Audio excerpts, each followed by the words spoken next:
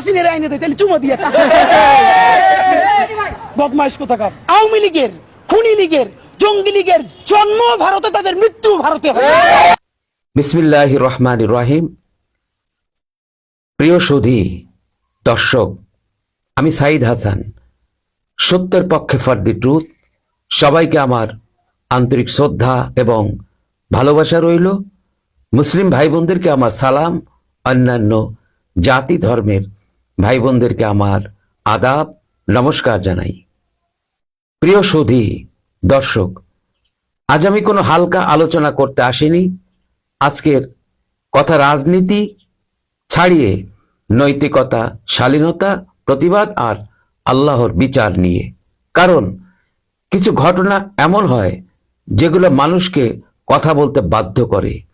যখন ভাষা সীমা ছাড়ায়, যখন গালিগালাজকেই রাজনৈতিক অস্ত্র বানানো হয়, তখন নীরব থাকাও এক ধরনের অপরাধ হয়ে দাঁড়ায়। আজকের আলোচনায় আমি কোনো ব্যক্তির শারীরিক অবস্থাকে নিয়ে উল্লাস করব না, বরং প্রশ্ন তুলব, একজন মানুষ কতটা নিচে নামলে পুরো সমাজ তার বিরুদ্ধে মুখ ফিরিয়ে নেয়। কুরুচিপূর্ণ রাজনীতির উত্থান। প্রিয় সুধী, এই সেই হাদি যে অসংখ্যবার নোংরা ভাষা ব্যবহার করে, যা সাধারণত ভদ্র সমাজে, ভদ্র মস্তিষ্কে মুখ থেকে নোংরা বাক্য উচ্চারণ করার কথা না। তারপরেও এই সেই ব্যক্তি যার নাম ইনকিলাব মঞ্চের হাদি হিসেবে পরিচিত, তার গালির ওজন, গালির দাপট মমতাময়ী নেত্রী, মানবতার নেত্রী, বিশ্ব নেত্রী, জননেত্রী মাননীয় প্রধানমন্ত্রী শেখ হাসিনাকে সরাসরি ইঙ্গিত করে অসংখ্যবার প্রধানমন্ত্রী শেখ হাসিনার নামে যে অকথ্য ভাষা ব্যবহার করা হয়েছে, যা অনেকদিন ধরে একের পর এক নোংরা ভাষায় গালি দিয়ে যাচ্ছে। আমরা লক্ষ্য করেছি রাজনীতির মাঠে যুক্তি তর্ক কমে গিয়ে শুধু নোংরা ভাষায় গালি বেড়েছে।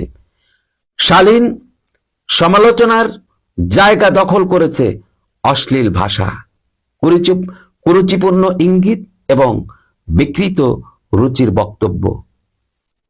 একজন মানুষ বারবার প্রকাশ্যে এমন ভাষা ব্যবহার করেছে যা ভদ্র সমাজে উচ্চারণযোগ্য নয়।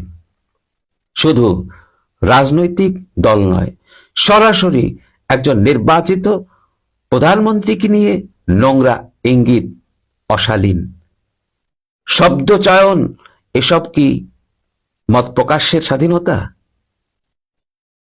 মত প্রকাশের স্বাধীনতা মানে এই নয় যে আপনি কারো মা বোনের মর্যাদা ভুলে যাবেন। শেখ হাসিনা একজন রাজনীতিবিদ শুধু নয়, অনেকেই ভুলে যায় শেখ হাসিনা শুধু একজন প্রধানমন্ত্রী নন। তিনি কারো কাছে একজন মায়ের মতো, কারো কাছে বড় বোনের মতো, কারো কাছে দাদি বা ফুফু, খালামণির মতো একজন অভিভাবক। তাকে নিয়ে অশালীন কথা মানে শুধু একজন ব্যক্তিকে অপমান করা নয়, লক্ষ কোটি মানুষের আবেগে আঘাত করা। যারা তাকে ভোট দিয়েছে, যারা তাকে সম্মান করে, তাদের মনেও ক্ষত তৈরি করা হয়েছে। সমালোচনা করুন নীতিতে, কাজে, সিদ্ধান্তে, কিন্তু ব্যক্তিগত কুরুচি কোনো সভ্য সমাজে গ্রহণযোগ্য নয়। প্রশাসনের নীরবতা ও প্রশ্ন। প্রিয় সুধী, সবচেয়ে ভয়ঙ্কর বিষয় কি জানেন? এই অশালীনতার বিরুদ্ধে রাষ্ট্রের নীরবতা। কোথায় প্রশাসনের প্রতিবাদ? কোথায় উপদেষ্টাদের নৈতিক অবস্থান? কোথায় আইনের স্পষ্ট প্রয়োগ? যখন রাষ্ট্র নীরব থাকে, তখন মানুষ মনে করে সবকিছু বৈধ। এই নীরবতাই সমাজকে আরো উগ্র করে তোলে। আইনের শাসন যদি সবার জন্য সমান না হয়, তাহলে সাধারণ মানুষ ন্যায় বিচার পাবে কোথায়? ধর্মীয় ও নৈতিক দৃষ্টিভঙ্গি। ইসলামে স্পষ্ট বলা আছে, ভাষা হেফাজত করো। রাসূলুল্লাহ সাল্লাল্লাহু আলাইহি ওয়াসাল্লাম বলেছেন, যে ব্যক্তি আল্লাহ ও আখিরাতে বিশ্বাস করে সে যেন ভালো কথা বলে অথবা চুপ থাকে। অশ্লীল ভাষা, অপমান, বিদ্বেষ এসব আল্লাহ পছন্দ করেন না। আবার অন্যায়ের প্রতিবাদ করাও ঈমানের অংশ। কিন্তু কারো অসুস্থতা বা মৃত্যুর জন্য আনন্দ করাও ইসলামের শিক্ষা নয়।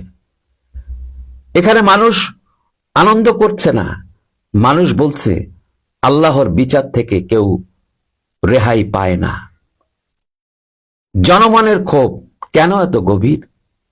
আজ মানুষ প্রশ্ন করছে, যে ব্যক্তি এতদিন গালিগালাজ করলো, যে ব্যক্তি সীমা লঙ্ঘন করলো, তার বিরুদ্ধে যখন কোনো প্রতিকার হলো না, তখন মানুষ আল্লাহর বিচারের দিকে তাকিয়েছে এবং তাকিয়ে থাকে। এই ক্ষোভ প্রতিহিংসা নয়, এটা দীর্ঘদিনের অবহেলার ফল।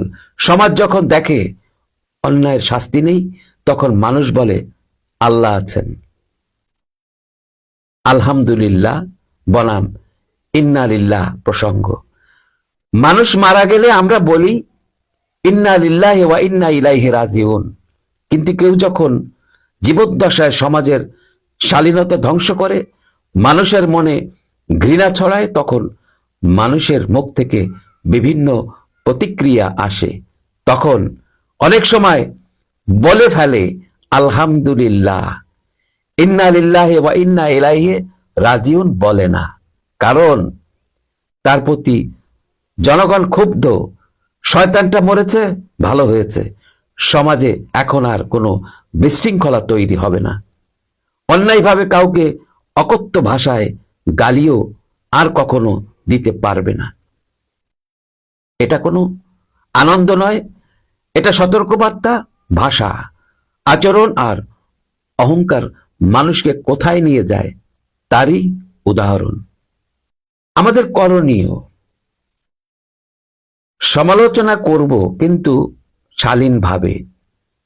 গালিকে রাজনীতির হাতিয়ার বানাবো না। প্রশাসনের কাছে ন্যায় বিচার দাবি করব, আল্লাহর বিচারের উপর বিশ্বাস রাখব। এই চিন্তা চেতনা যার মধ্যে আছে, সে কখনো অন্যায়ভাবে কাউকে গালি দেওয়ার সুযোগ পাবে না। প্রতিহিংসা নয়, ন্যায়, আদব আর দায়িত্বই হোক আমাদের শক্তি। আমাদের সকলেরই এই কামনা হওয়া উচিত। প্রিয় সুধী, এই ভিডিও কারো বিপদে আনন্দ করার জন্য নয়।